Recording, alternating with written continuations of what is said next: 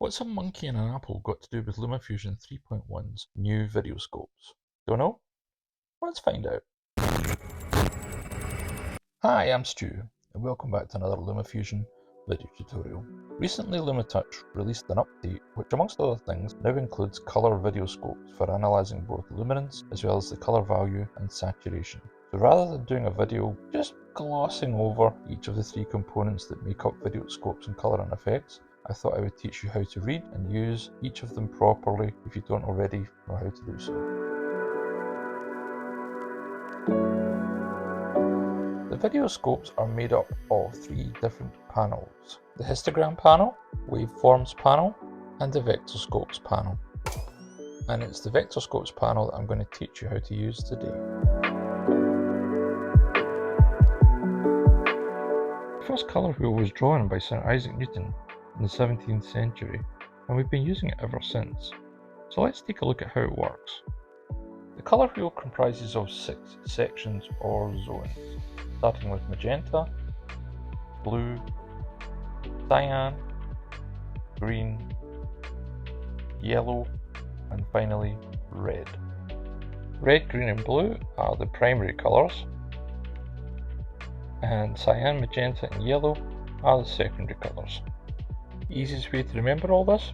Think of a rabid monkey. Magenta, blue, cyan, green, yellow and red becomes monkey bites can give you rabies. A simple little saying to learn the colour wheel. Now the colour information starts out at the centre of the wheel and then spreads out to the specific colour zones.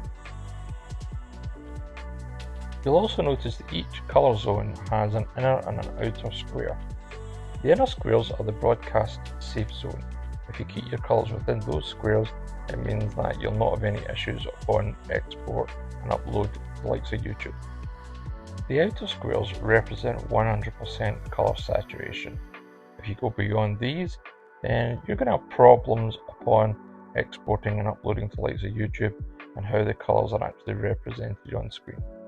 Try and keep everything sort of below the 100% saturation. Finally, you'll see a line that sits between yellow and red. This is for skin tones of all ethnicity. So if you want good looking skin tones, then get your colours just working along that line. But again, keeping within the bounds of the two different squares. Okay, now that you know where everything is, let's see how it works.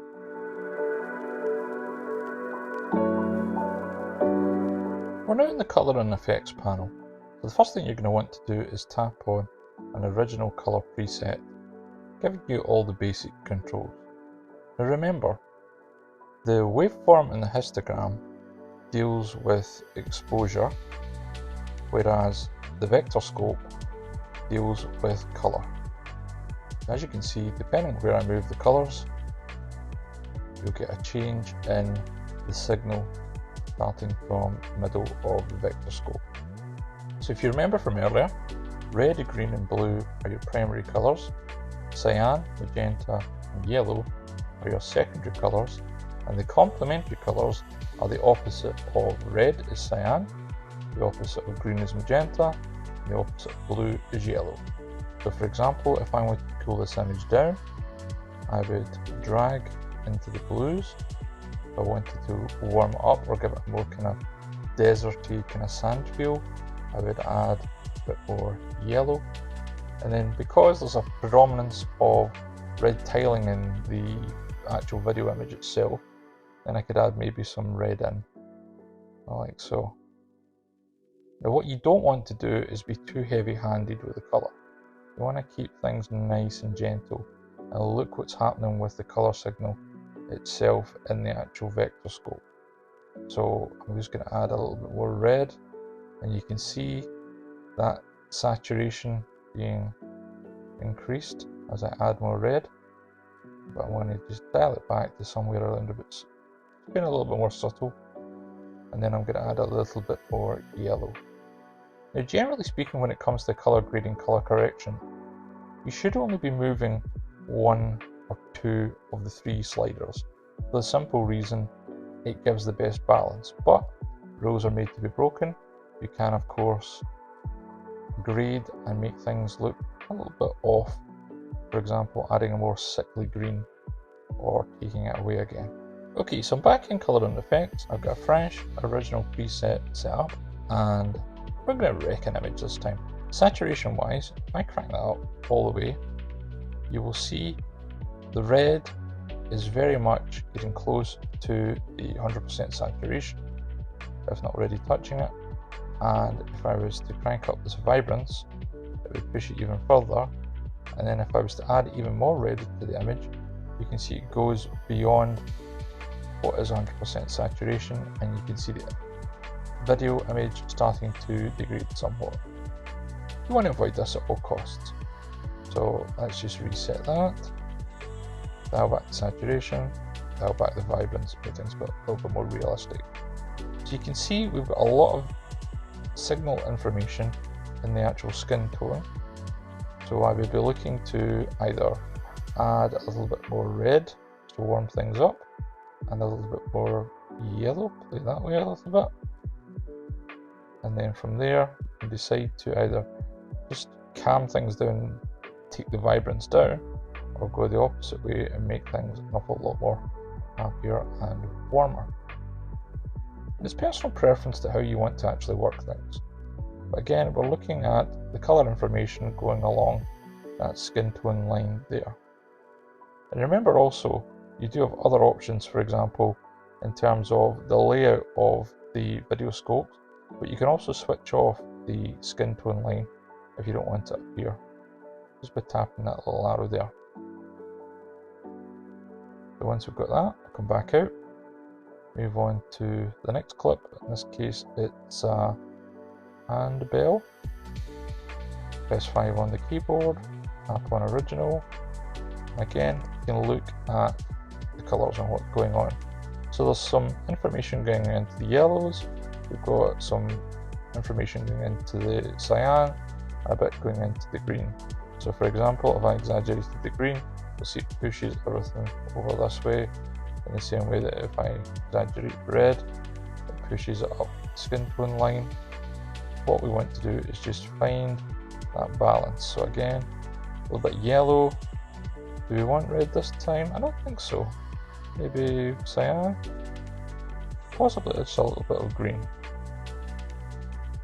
Now another consideration is the actual hue, which also will change the direction of the colour. So you'll see if I move things around, the actual colour will change direction. We can make it yellow-blue, red cyan, magenta green, or bring it back to where it was before. I could shift it ever so slightly towards more of the red side of things. And then we can decide on the amount of saturation if we want it. Want to warm things up, or if you want to be more subtle about things, go for vibrance. At this stage I'm going to cool things down. Now remember, once you've colour graded one particular clip, you can do Command C or copy, and then you can grade the remaining clips just by doing Command V and pasting them in. And there we go.